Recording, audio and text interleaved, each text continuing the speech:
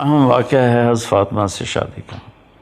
حضرت فاطمہ کی عمر 15 سال تھی، کہیں 18 سال تھی، اور آپ کی عمر 21 سال تھی، وہ تقریباً اتفاق ہے اس پر۔ تو ابوبکر رضی اللہ تعالیٰ عنہ حضرت فاطمہ کا رشتہ مانگنے آئے تو آپ نے معذرت کر دی۔ عمر رضی اللہ تعالیٰ عنہ مانگنے آئے، آپ نے معذرت کر دی۔ تو عبد الرحمن بن عوف رضی اللہ تعالیٰ عنہ نے حضرت علی سے فرمایا کہ تم جا کر بات کرو، تمہاری بات ہو جائے گی۔ کہنے لگے میرے پاس تو اپنا گھر بھی نہیں، اور میں تو بالکل فقیر ہوں، کہ اللہ کے نبی مجھے بیٹی دے دیں گے؟ عبد الرحمن بن عوف کہنے لگے بالکل دے دیں گے۔ تو حضرت علی تشریف لائے مسجد میں، اللہ کے نبی کے سامنے آ کے بیٹھ گئے۔ اب پہلے میں ایک حدیث سناتا ہوں۔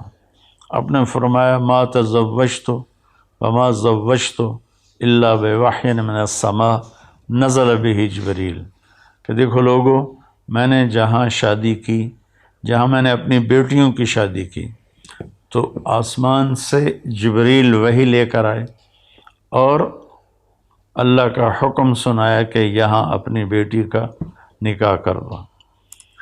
تو اب آسمان سے جبریل آ کے پیغام دے چکے ہیں کہ فاطمہ علی کے لیے ہے یا رسول اللہ، لیکن میرے نبی نے کیا کیا، یہ ایک سبق ہے جو میں آپ سب کو بتانے والا ہوں، اللہ کرے سب تک پہنچ جائے میری بات۔ تو آپ نے حضرت علی سے پوچھا کس لیے آئے ہو؟ تو وہ شرم کی وجہ سے بات نہ کر سکے، خاموش ہو گئے۔ تو آپ کو تو اندر کی بات کا علم تھا، تو آپ نے فرمایا کیا فاطمہ کا رشتہ مانگنے آئے ہو؟ کہ جی ہاں۔ کہنے لگے اچھا انشاءاللہ، یہ کہہ کر چلے گئے۔ ہاں نہیں کی، ہاں نہیں کی، انشاءاللہ۔ ہاں کیوں نہیں کی؟ اوپر تو ہاں ہو چکی تھی، جبریل پہلے آ کے خبر دے چکا ہے۔ ہاں کیوں نہیں کی میرے بھائی بہنوں؟ ہمیں سبق سکھانے کے لیے۔ فاطمہ جیسی بیٹی ہو، محمد مصطفیٰ جیسے والد ہوں، علی جیسا داماد بننے والا ہو، خامد فاطمہ کا بننے والا ہو، تو کوئی کہیں گنجائش ہے انکار کی؟ لیکن میرے نبی کی نظر آنے والے زمانوں پر تھی۔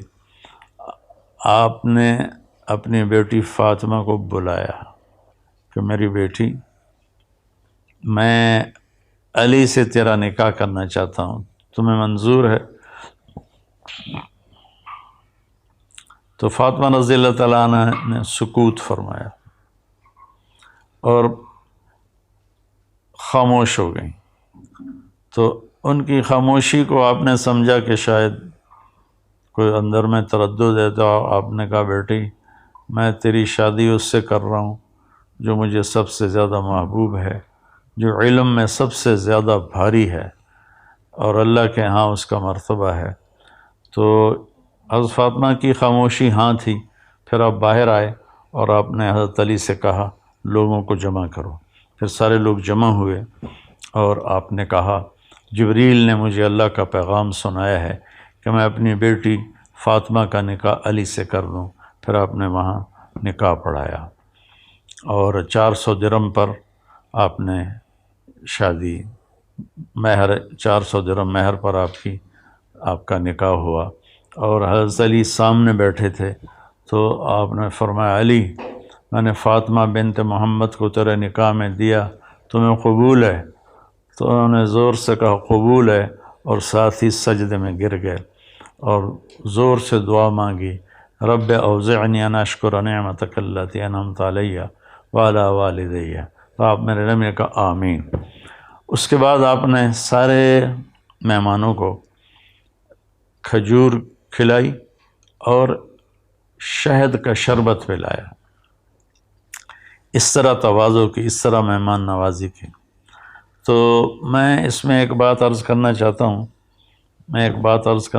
ہوں میرے بھائی بہنوں، اولاد ہمارا سرمایہ ہے، ہم ان کی ہر خواہش پوری کرتے ہیں، لیکن جب شادی کا وقت آتا ہے تو ہم نہ بیٹے سے پوچھتے ہیں نہ بیٹی سے پوچھتے ہیں، اپنی مرضی سے طے کر دیتے ہیں۔ تو اس میں کئی قباحتیں پیدا ہوتی ہیں. باپ محمد مصطفیٰ ہیں، بیٹی فاطمہ ہیں، شوہر بننے والے علی ہیں، اور جبریل آ کر ہاں پہلے کر چکے ہیں، اور آپ اپنی بچی سے پوچھتے ہیں میری بیٹی میں تیرا نکاح علی سے کر لوں. تو یہ ایک سبق تھا کہ بچے اور بچی سے پوچھو. بیٹی سے ماں باپ پوچھیں ہم یہاں تیرا رشتہ کرنا چاہتے ہیں، تجھے منظور ہے؟ اگر وہ کہے نہیں ابا نہیں اماں، تو اللہ کی قسم یہ اس کا حق ہے، اس پر سختی نہ کرو، زیادتی نہ کرو. اگر لڑکے کے ماں باپ پوچھیں کہ تیری یہاں شادی کر دیں، اور وہ کہے نہیں مجھے پسند نہیں ہے، تو یہ بچہ آپ کا نافرمان نہیں ہے، اس نے اپنا شرعی حق استعمال کیا ہے، اور اس کو یہ حق استعمال کرنے کی اجازت. چونکہ ایجاب قبول لڑکا لڑکی کرتے ہیں، لڑکی کے والدین یا لڑکے کے والدین نہیں کرتے. ایجاب و قبول تو لڑکی اور لڑکا کرتے ہیں. لیکن ہماری اپنی معاشرت ایسی بن گئی ہے کہ بیٹیوں سے پوچھتے ہی نہیں ہیں، بچوں سے پوچھتے ہی نہیں ہیں. اب کچھ تعلیم یافتہ طبقہ آ گیا ہے تو وہ اور ذرا حدود سے آگے چلا گیا ہے کہ وہ کورٹ میرج کرنے پر چلے جاتے ہیں. میرے بچوں یہ بھی غلط. ابھی چند دن پہلے 2 بچہ بچی میرے پاس آئے، ڈاکٹر تھے، کہ لڑکی بچی سے میں نے پوچھا کہ آپ کے والدین راضی ہیں؟ لڑکے کے والدین تو راضی تھے. تو اس بچی نے کہا جی نہیں میرے ماں باپ راضی نہیں ہیں. میں نے کہا بیٹا میں تمہیں اللہ کا واسطہ دیتا ہوں، جس ماں نے تجھے 9 مہینے پیٹ میں اٹھایا اور 2 سال اپنی چھاتی کا دودھ پلایا، اور تیرا باپ صبح سے شام تک دھکے کھا کھا کے تمہارے لیے روٹی لایا، ان کو ناراض نہ کرنا. وہ راضی ہو جائیں بے شک شادی کرو، اگر وہ ناراض ہیں تو کبھی بھی یہ قدم نہ اٹھانا.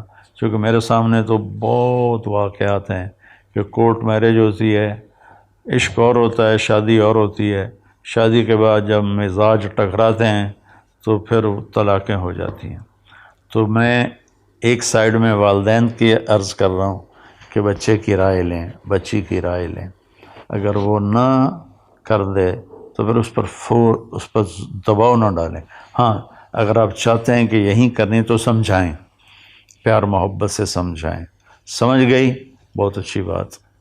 پھر بھی انکار کرے تو میں آپ کو اللہ کے نبی کا واسطہ دیتا ہوں، ان کی بیٹی فاطمہ کا واسطہ دیتا ہوں، ان کے داماد علی کا واسطہ دیتا ہوں جن پر یہ واقعہ ہوا. آپ نے کہا بیٹی فاطمہ علی کا ساتھ تیرا نکاح کر دو، جبکہ اوپر سے جبریل اللہ کا پیغام بھی لے کر آئے ہوئے ہیں. میں چونکہ میری اصل تو دیہات ہے، ہمارے دیہاتوں میں یہ ظلم بے انتہا ہے، بے انتہا ہے. نہیں دیکھتے کہ جوڑ ہے یا نہیں ہے، آپس میں بننے کے چانسز ہیں یا نہیں ہیں، وہ بس ٹھوک دیتے ہیں، اور ساری زندگی پھر وہ آگے طلاق بڑا مسئلہ بن جاتا ہے. تو وہ لڑکا بھی مصیبت میں اور لڑکی بھی مصیبت میں کہ بیچاری طلاق یافتہ کو تو کوئی پوچھتا ہی نہیں ہے. میرے نبی نے فرمایا تمہیں سب سے بڑا صدقہ بتاؤں؟ تو صحابہ نے عرض کی یا رسول اللہ کیا ہے؟ تو فرمایا الابنۃ المردودہ، وہ بچی جس کو طلاق ہو گئی اور وہ لوٹ کے اپنے ماں باپ کے گھر آ گئی، اس پہ خرچ کرنا سب سے بڑا صدقہ ہے. اس پہ خرچ کرنا سب سے بڑا صدقہ ہے. تو پھر ہمارے ہاں طلاق بھی مشکل ہے، طلاق کے بعد شادی ہونا بڑا مشکل ہے. پہلے سے تھوڑا یہ رائے لے لی جائے. تو اس میں میرے نبی نے ہمیں کر کے دکھایا، آپ نے رائے لی اور پھر آپ نے نکاح پڑھایا. اور بچوں سے یہ کہتا ہوں کہ اللہ کے واسطے کورٹ میرج تک مت جاؤ.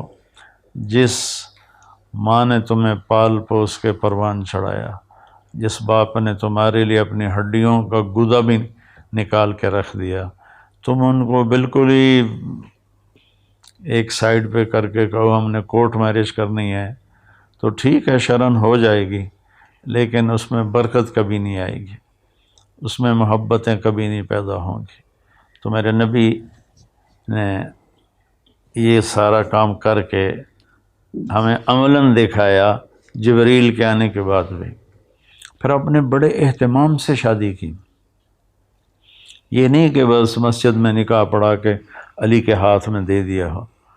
اپنے چند دن پہلے مجھے روایت ملی کہ حضرت فاطمہ کے دو کھانے ہوئے، ایک ولیمے کا، ایک یا اس موقع پر نکاح کے موقع پر یا رخصتی کے موقع پر آپ نے خود ایک دمبا ذبح کر کے اس کا کھانا بنایا، اس کا سویٹ ڈش ایک بنائی اور سب کو کھلائی۔ اور پھر حضرت علی رضی اللہ تعالیٰ عنہ کو لے کر اندر گئے اور حضرت فاطمہ کا ہاتھ پکڑ کے علی کے ہاتھ میں دیا، یوں کہا علی تمہیں نبی کی بیٹی مبارک، سبحان اللہ، علی تمہیں نبی کی بیٹی مبارک۔ پھر آپ نے فرمایا میری بیٹی، مجھے جو سب سے زیادہ محبوب تھا اور سب سے زیادہ پسند تھا، میں نے اس کے ہاتھ میں تیرا ہاتھ دیا ہے۔ پھر شادی کے بعد آپ نے حضرت علی سے فرمایا ولیمہ کرو، کہ یا رسول اللہ میرے پاس تو کچھ بھی نہیں۔ سعد بن ابی وقاص نے کہا جی میرے پاس ایک چھترا کھڑا ہے، میں وہ ذبح کرتا ہوں۔ وہ چھترا قورمہ بنایا گیا، اس میں چھوارے ڈالے گئے، تازہ روٹی جو کی بنائی گئی، انگور رکھے گئے۔ حضرت انس فرماتے ہیں کہ حضرت فاطمہ جیسا ولیمہ ہم نے مدینے میں کبھی نہیں کھایا، اور سب کو کھلایا، جتنے سب کو اجازت تھی آؤ اور کھاؤ۔ وہ نبی کے ہاتھ کی برکت تھی کہ اس مدینے والے کھا پی کے چلے بھی گئے اور دیگ ویسے ہی بھری پڑی تھی۔ تو اس میں ایک سبق تھا، اس لیے میں نے اس کو تھوڑا تفصیل سے بیان کیا کہ ہماری شادیوں میں بہت آگے پیچھے ہو رہا ہے۔ دیکھو بچوں ہمارا culture girl friend boy friend نہیں ہے۔ اللہ کے واسطے اپنی عزت کو بچاؤ، اس سے بہتر کسی مرد عورت کی کوئی چیز نہیں ہے۔ اللہ کے واسطے اپنی عزت و غیرت کو بچاؤ۔ گرل فرینڈ بوائے فرینڈ یہ کلچر میں یورپ، امریکہ، کینیڈا، آسٹریلیا، ساؤتھ افریقہ کئی دفعہ گیا ہوں اور ساری دنیا 6 بر اعظم پھرا ہوں۔ اس گرل فرینڈ بوائے فرینڈ کے کلچر نے سارے خاندانی سسٹم کو توڑ کے رکھ دیا ہے اور سارا خاندانی نظام تباہ و برباد ہو گیا ہے۔ یہ بھی نہیں کرنا ہے، شادی کرنی ہے، زنا نہیں کرنا ہے، فحاشی نہیں کرنی ہے۔ اور شادی کے بعد بچی اگر یہ کہے کہ میں نے الگ رہنا ہے آپ کے ماں باپ سے، اور ماں باپ صاحب حیثیت ہوں تو ان کے ذمے ہے ان دونوں کو الگ ٹھہرائیں۔ 2 زندگیاں شروع ہونے والی ہیں، جب اس کے اندر ساس آ جاتی ہے، سسر آ جاتا ہے، دیور آ جاتا ہے، بھابھی آ جاتی ہے، نند آ جاتی ہے، تو ایک بڑا عجیب سا ماحول بن جاتا ہے۔ جوائنٹ فیملی سسٹم اچھا ہے اگر اس میں ایک دوسرے سے محبت ہو اور ایک دوسرے کے حقوق کا خیال ہو۔ اگر یہ ایک دوسرے کی غلطیاں پکڑنے کا کام ہو جو کہ ہو رہا ہے تو پھر یہ بڑی مصیبت ہے، یہ جوائنٹ فیملی سسٹم۔ اللہ نے لڑکی کو یہ حق دیا ہے کہ اپنے خامن سے کہے کہ مجھے الگ گھر لے کر دو۔